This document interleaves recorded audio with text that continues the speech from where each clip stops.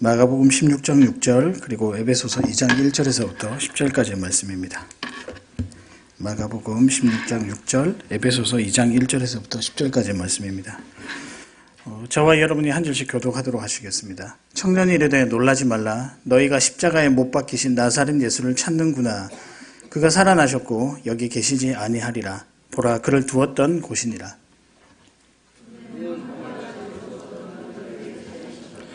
그때 너희는 그 가운데서 행하여 이 세상 풍조를 따르고 공중의 권세 잡은 자를 따랐으니 곧 지금 불순종의 아들들 가운데서 역사하는 영이라.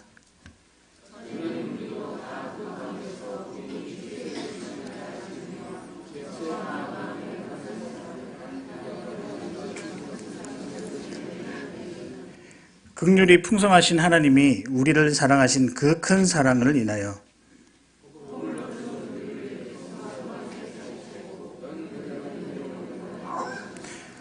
또 함께 일으키사 그리스도 예수 안에서 함께 하늘에 앉히시니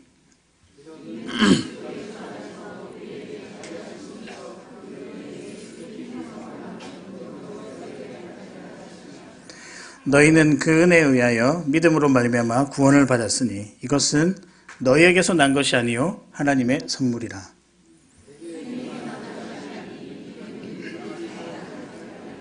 같이 읽겠습니다. 우리는 그가 만드신 바라 그리스도 예수 안에서 선한 일을 위하여 지으심을 받은 자니 이 일은 하나님이 전에 예비하사 우리로 그 가운데서 행하게 하려 하심이니라. 아멘. 여러분, 오늘은 부활주일입니다. 감사한 날이고 기쁜 날이고 감격스러운 날입니다. 그래서 여러분 주위 분들과 이렇게 인사를 했으면 좋겠습니다. 예수님께서 부활하셨습니다. 한번 인사하시도록 하겠습니다.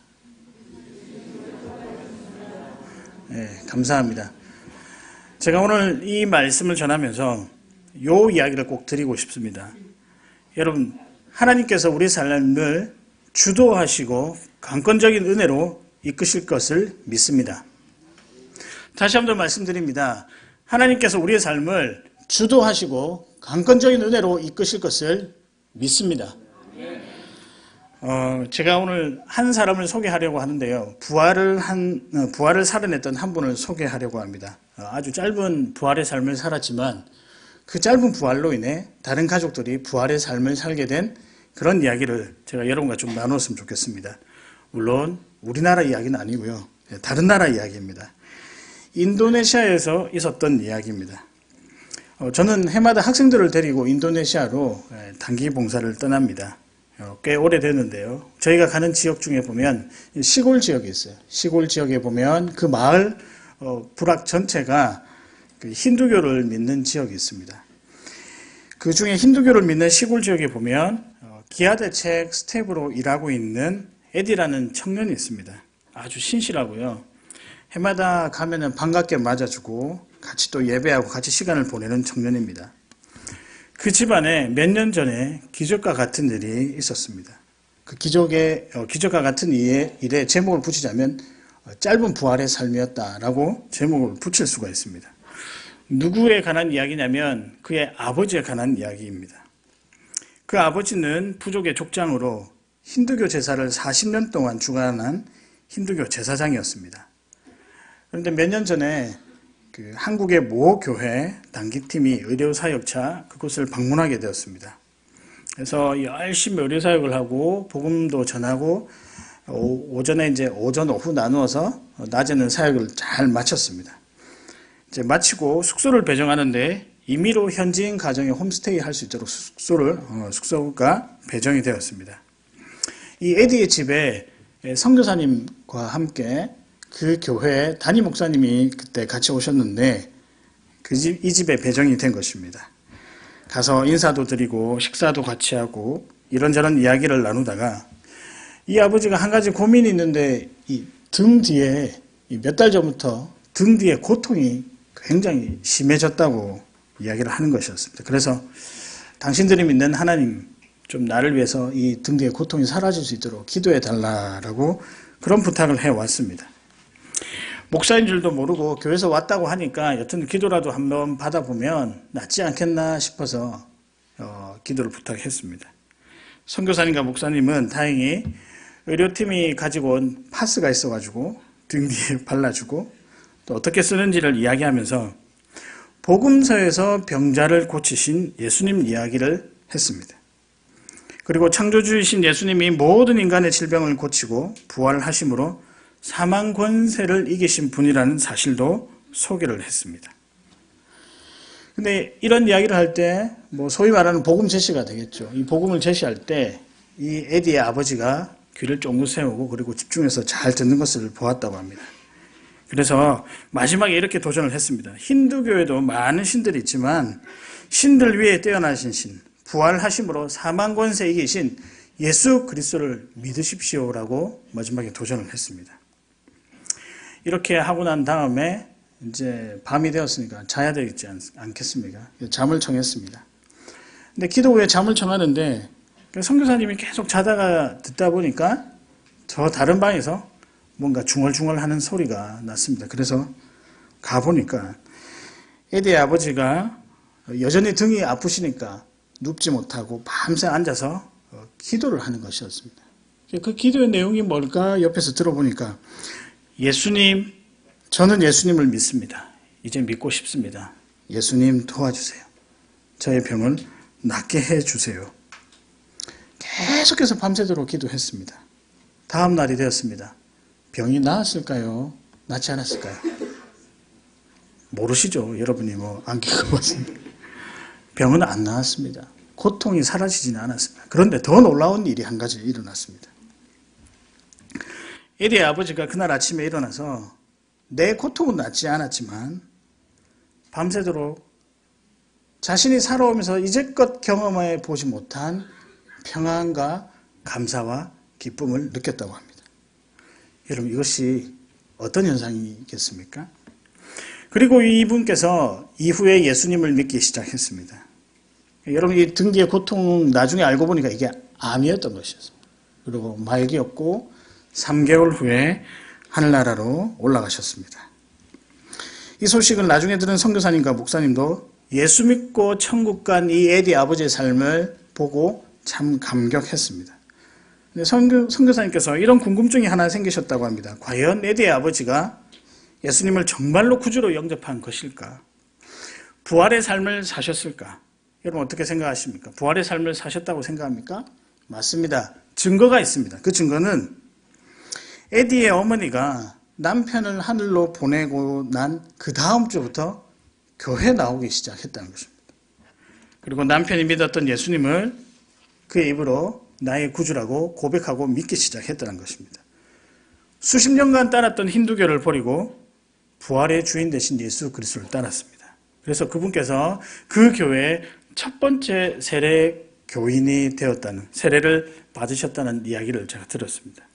짧은 부활의 삶이었습니다. 에디의 아버지는 죽었다가 다시 살게 되었습니다.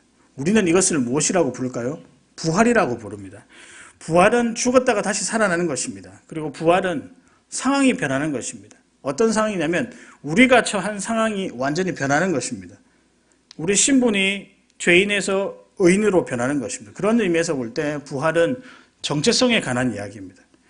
그래서 우리 삶을 되돌아보면 부활을 기점으로 부활 이전의 삶과 부활 이후의 삶이 확연하게 달라지는 것을 말씀을 통해서 볼 수 있습니다.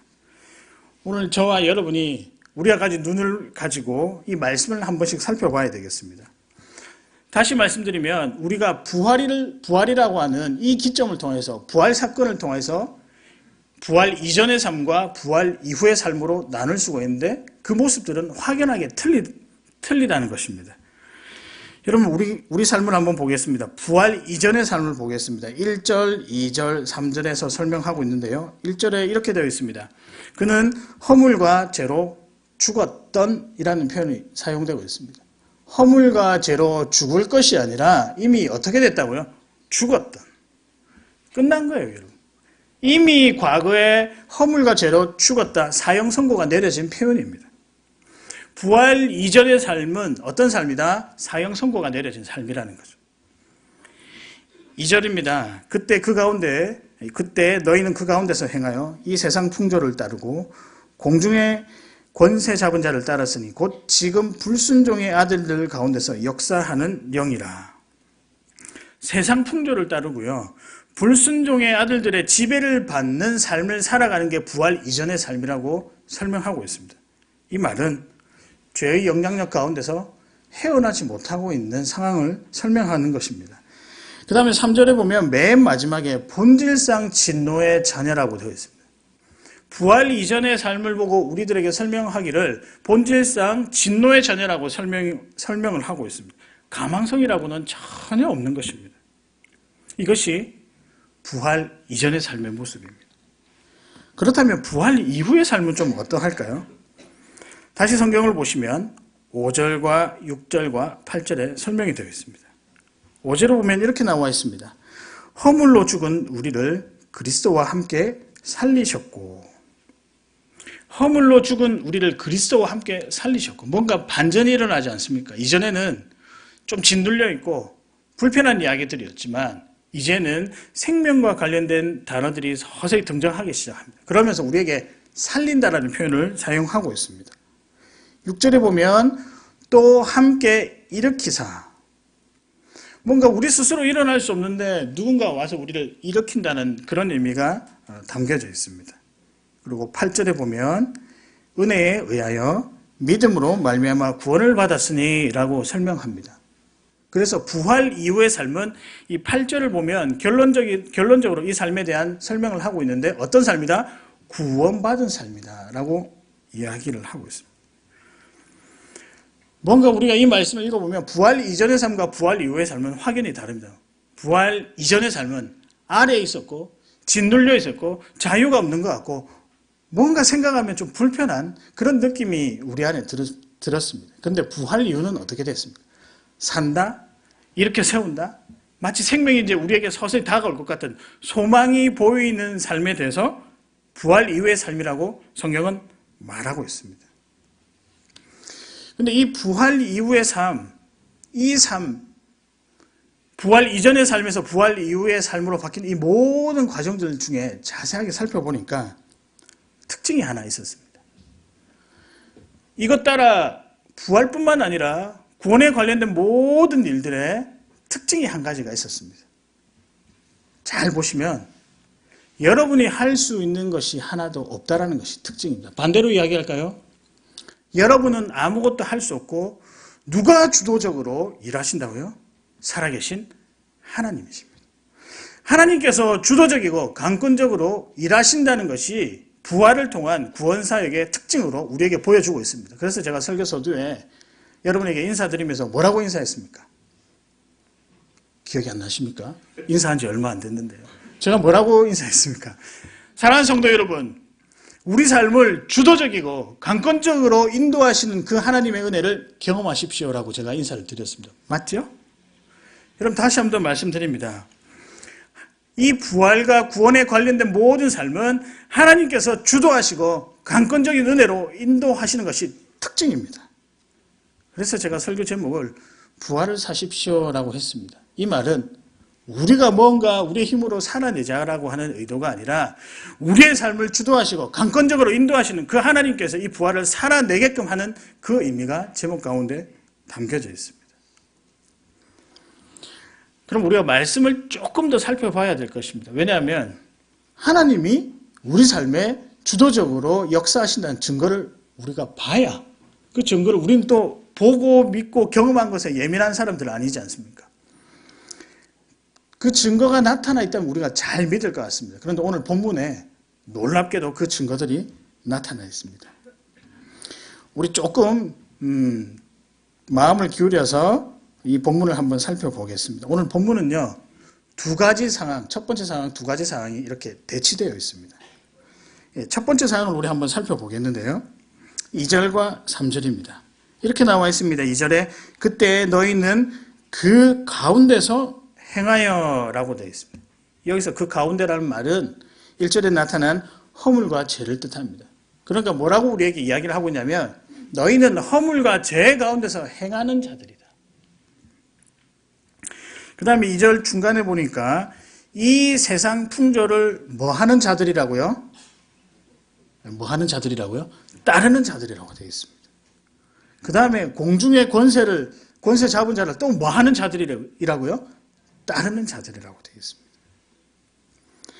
여러분 3절을 보시면 전에는 우리도 다 그 가운데서 우리 육체의 욕심을 뭐 하며 지낸다고요? 따라 지낸다라고 되어 있습니다. 그럼 이게 우리들의 모습입니다. 근데 여기서 아까 말씀드린 너희가 그 가운데서 행하고 세상 풍조를 따르고 공중의 권세 잡은 자를 따르는 것, 그리고 우리의 욕심을 따라 지낸다라고 할 때 이 여러 가지 단어들, 이 구절의 주어가, 주체가 누구입니까? 누가 하죠? 누가 세상 풍조를 따르고 누가 허물과 죄를 행하고요? 누가 공중 권세를 잡은 자를 따릅니까? 누굽니까? 예, 저와 여러분들을 포함한 우리입니다. 우리가 하고 있다는 거예요. 근데 이런 우리가 직접적으로 행하는 이 행위를 또 살펴보니까 별로 좋은 게 아니더라고요. 그 가운데서 행하는데 뭘 행한다고요? 허물과 죄를 행한다고요. 세상 풍조를 따르지 말라고 했는데 뭐 한다고요? 세상 풍조를 따른다는 거예요. 공중의 권세 잡은 자, 이 악한 권세 잡은 자를 뭐 하라고요? 따르고 있다는 거예요. 여러분, 우리가 주체적으로 하는 일이 뭐냐면 죄와 관련된 일은 우리가 주체적으로 하고 있다고 성경에서 지금 나와 있습니다. 우리가 삶을 살아가면서 죄 짓는 것 우리가 먼저 지금 나서서 하고 있다라고 성경은 말하고 있습니다. 근데 아까 두 가지 상황이 있다고 말씀드렸잖아요. 이제 4절 이후로 상황이 바뀝니다. 4절 이후로 은혜로 인하여 5절, 6절, 8절에 보면 완전히 내용도 바뀌고 많은 것들이 바뀌는 것을 우리가 볼 수 있습니다. 여러분 5절을 보겠습니다. 5절에 이렇게 나와 있습니다. 허물로 죽은 우리를 그리스도와 함께 뭐 하셨고요? 살리셨고라고 되어 있습니다. 그 다음에 괄호 안에 있는 구절인데 너희는 은혜로 구원을 뭐 한 것이라? 받은 것이라. 그 다음에 6절입니다. 또 함께 뭐 한다고요? 일으키사. 그 다음에 8절은 결정적인 문장인데요. 너희가 그 은혜에 의하여 믿음으로 말미암아 구원을 받았으니. 주체가 누구로 변했습니까? 아니 다시 물어볼게요. 우리가 원래 주체였는데 지금 우리가 어디로 가 있습니까? 객체로 가 있습니다. 우리 학교 다닐 때 영어 공부하면 수동태라고 배웠지 않습니까? 수동태는 제가 하는 게 아니고 남이 하는 거예요.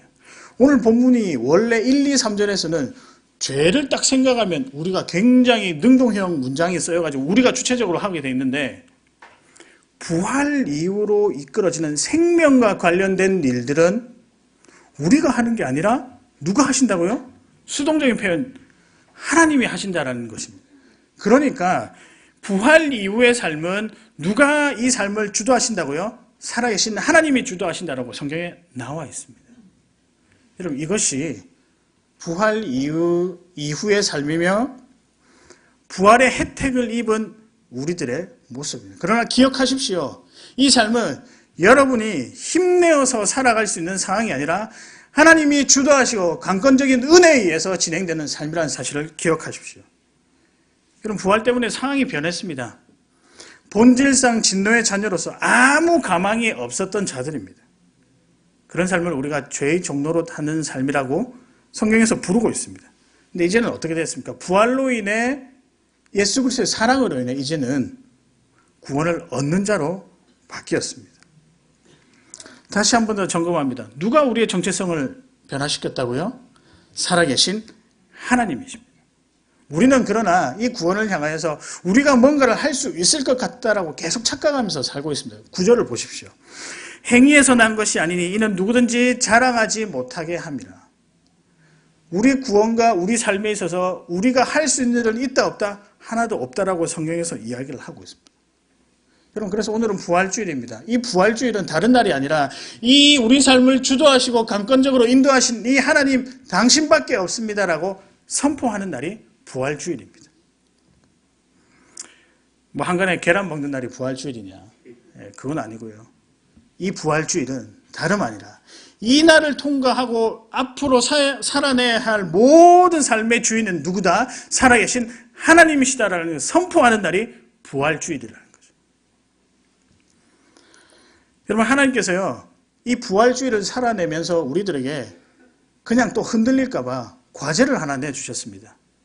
하나님께서 그냥 부활의 삶을 살아 편하게 살아갈 수 있게끔 해주시면 좋은데 우리와 교회 공동체에 과제를 하나씩 던져주셨습니다. 여러분 숙제라고 생각하면 부담이 팍 오지 않습니까? 하나님이 우리에게 과제를 던져주셨습니다. 그 과제는 뭐냐면 우리들의 삶이 하나님의 영향력 아래에 있어야 된다는 이 과제를 우리에게 던져주셨습니다. 그래서 하나님이 주도적으로 일하시는 이 삶의 모습을 보여주라고 하시는 겁니다. 그러면서 우리에게 무엇을 요구하시냐면 늘 우리 삶에 하나님 홀로 영광 받으소서라는 고백이 날마다 계속 되어지기를 하나님께서 바라십니다. 이 숙제를 우리에게 내주셨습니다. 근데 여러분, 이 현실이 어떻습니까? 이렇게 살아내기가 쉽습니까? 쉽지 않습니까? 쉽습니까? 쉽지 않... 예, 쉽습니까? 어려우십니까? 어렵습니다. 왠 줄 아십니까? 정체성이 바뀌었잖아요. 죄인에서 의인이 되었잖아요. 근데 원래 우리는 어떤 사람이었다고요? 죄인의 삶인 거예요. 이 죄인의 삶에 익숙해진 여러 가지 모습들이 있습니다. 이게 정체성이 바뀌어버리니까 우리 내면 안에서 혼란이 생기는 겁니다. 이게 맞나? 누가 나지? 어떤 모습이 나의 참 모습이지? 그 안에 깔려있는 생각이 하나가 있는데요. 그 생각은 이것입니다. 내 삶은 내 것이다. 내 생각과 내 판단으로 이때까지 살아왔고, 내가 부활의 삶은 들었지만, 내 생각과 내 판단과 내 의지로 이 부활의 삶을 살 수 있다라고 착각하는 이 마음이 우리 안에 계속해서 올라오기 시작합니다. 여러분, 이런 마음들이 계속 올라오게 되면, 생겨나게 되면, 우리 삶을 주도하시고 강권적으로 이끄시는 그 하나님이 굉장히 부담스럽게 다가옵니다. 그리고 하나님, 이 삶은 이때까지 제가 제 것으로 알고 살아왔는데 제 거잖아요. 근데 하나님께서 하나님 주도권을 딱 가지신다면 우리는 너무 수동적인 인생을 살지 않습니까? 하나님, 근데 그게 더 불편해요. 불만이 생기고요. 억울함이 생깁니다. 여러분, 이때부터 이제 어떤 일이 벌어졌냐면 우리 안에서 주도권 싸움이 벌어지는 거예요. 분명히 부활을 경험했고 부활이 어떤 건지도 알매도 불구하고 우리 안에서 스멀스멀 생겨나오는 이 주인의식 때문에 우리 안에서 싸움이 벌어진다는 거예요. 여러분, 이런 우리의 상태를 사도 바울은 너무나도 잘 알기에 친절하게 로마서 7장 23절에 무엇이라고 표현했냐면 내 지체 속에서 한 다른 법이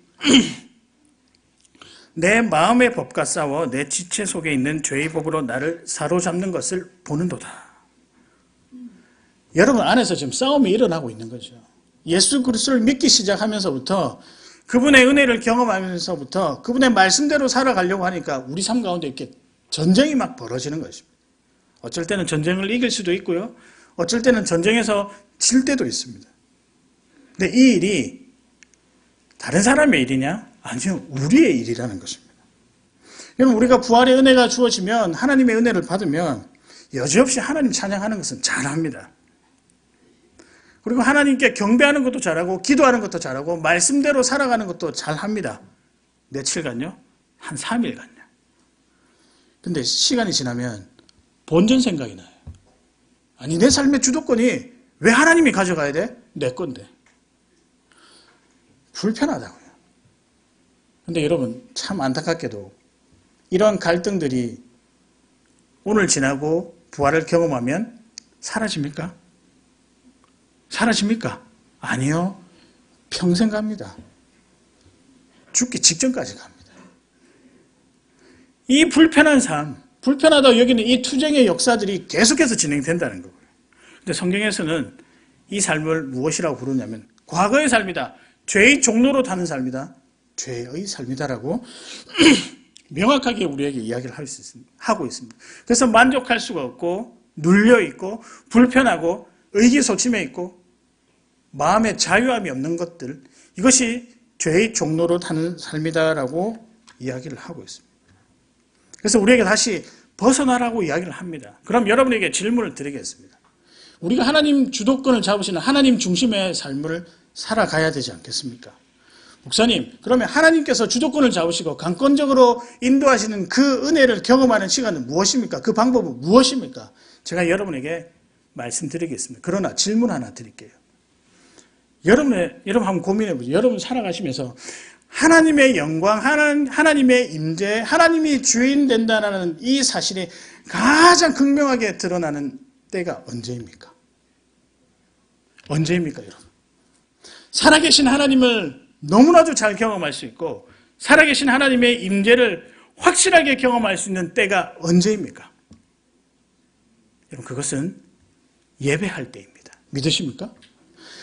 예배는 하나님의 임재가 가장 드러나는 것입니다.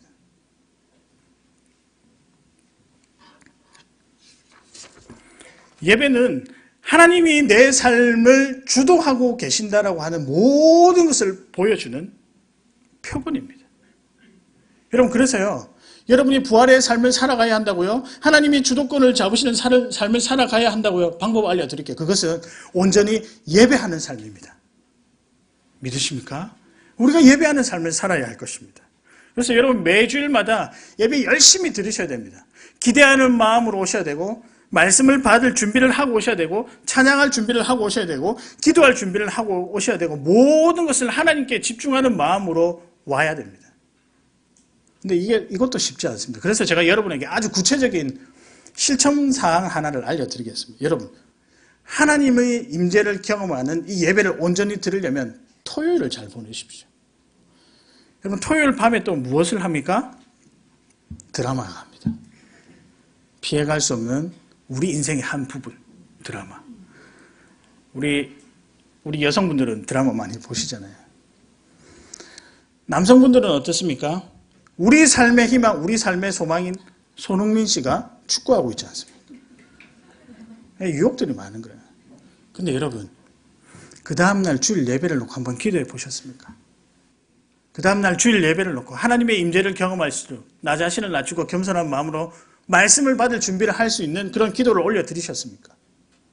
이제 부활을 여러분께서 경험하시고 부활 이후의 삶을 살아가신다라고 하면 바뀌어져야 되는 거예요. 어떻게 해요?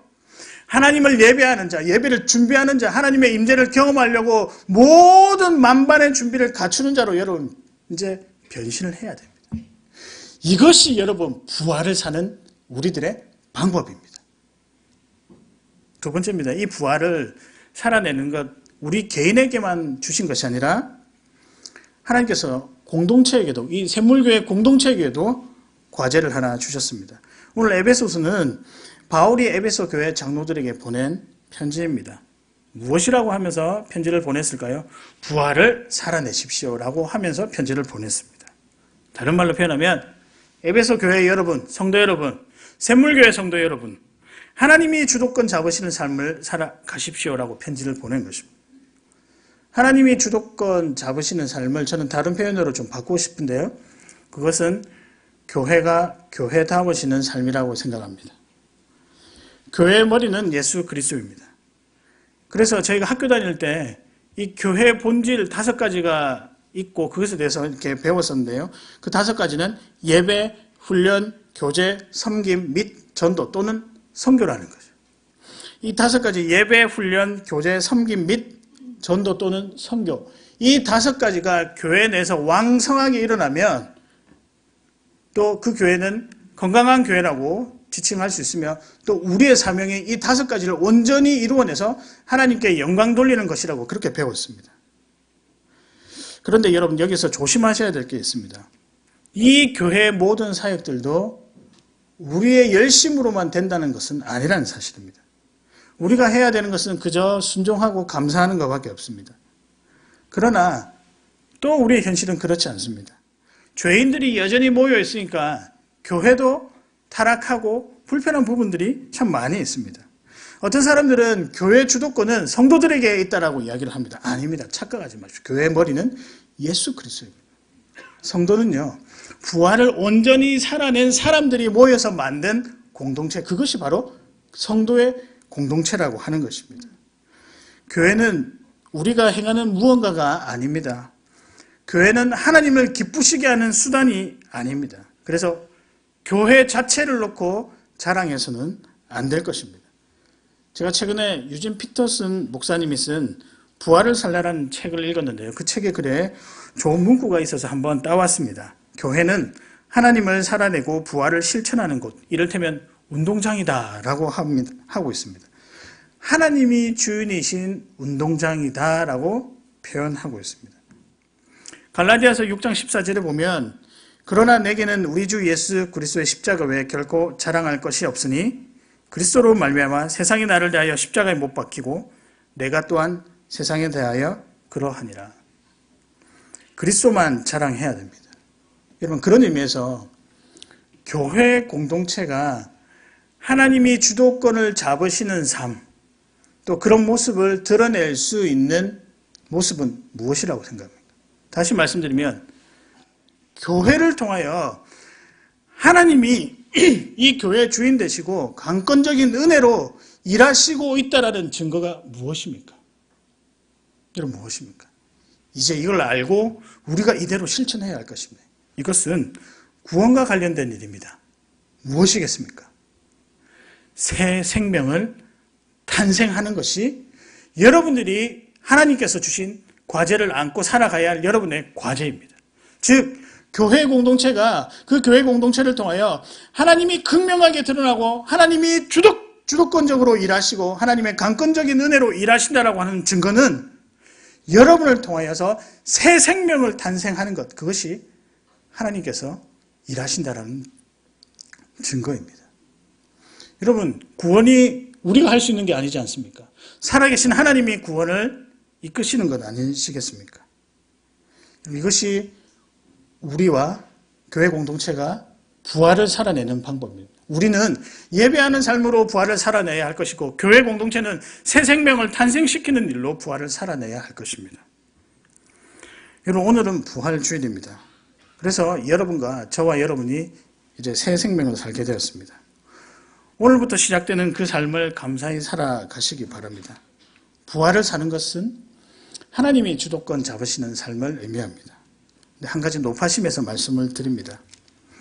우리가 부활로 인해 성도가 되었습니다. 그럼에도 우리는 여전히 연약합니다. 하나님이 주도권 잡으시는 삶을 바라보면서 편해야 되는데 우리는 불편해합니다. 마치 주일 성수 제대로 하고 그 다음에 하나님께 온전히 예배하고 이런 시간들을 쓰는 것조차 불안할 때가 있다는 거죠. 하나님께 향한 그 집중하는 시간을 드리고 여러 가지 물질뿐만 아니라 모든 것을 다 바쳤음에도 불구하고 마음 한구석에는 행여나 이런 거 해가지고 내가 제대로 할 수 있는 건 하지 못할까 하는 불안감들이 있습니다. 있으시죠? 불안하잖아요, 우리는.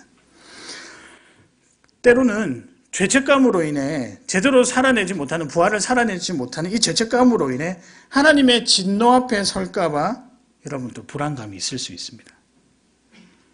개인을 떠나 교회도 마찬가지입니다. 온전히 교회다운 모습을 살아내지 못할까봐 걱정하는 여러 가지 우리의 염려들도 있습니다. 그러나 온전한 성도도 없고 온전한 교회도 없습니다. 지금까지 완벽하게 죄가 없는 성도도 없었고 죄가 없는 교회는 한 번도 존재하지 않았습니다. 왜냐고요? 이 말의 표현들은 결국 우리가 뭔가를 하려고 하기 때문이라는 거죠. 하나님이 이끄시는 그 교회, 하나님이 주도권을 잡으시는 우리의 삶과 우리의 교회의 모든 것들은 잘못된 것이 없습니다. 과정입니다. 그래서 우리가 낙담하지 말아야 됩니다. 때로는 우리가 신앙생활을 제대로 하지 못해도 때로는 하나님의 주도권을 우리 삶의 주도권을 하나님 아닌 다른 것을 우리들에게 넘겨준다 한다 하더라도 낙담하지 말고 그 자리에서 엎어지지 마십시오. 일어나십시오. 왜냐하면 살아계신 하나님은 여러분들을 일으키실 것입니다. 그래서 주도하시고 강권적인 은혜로 여러분에게 주어진 삶을 살아가게 하실 것입니다. 믿으십니까? 그리스도 안에서의 부활을 사는 것은 새 생명을 새 생명을 자라게 하고 성숙에 이르게 할 책임을 하나님께 넘겨드리는 것입니다. 저는 샘물교에서 사역하면서 오늘 처음으로 대회 이렇게 강단에 한번 서봤습니다. 어제가 제가 어떤 느낌이었냐면 오늘이 수능 치는 날 같았어요.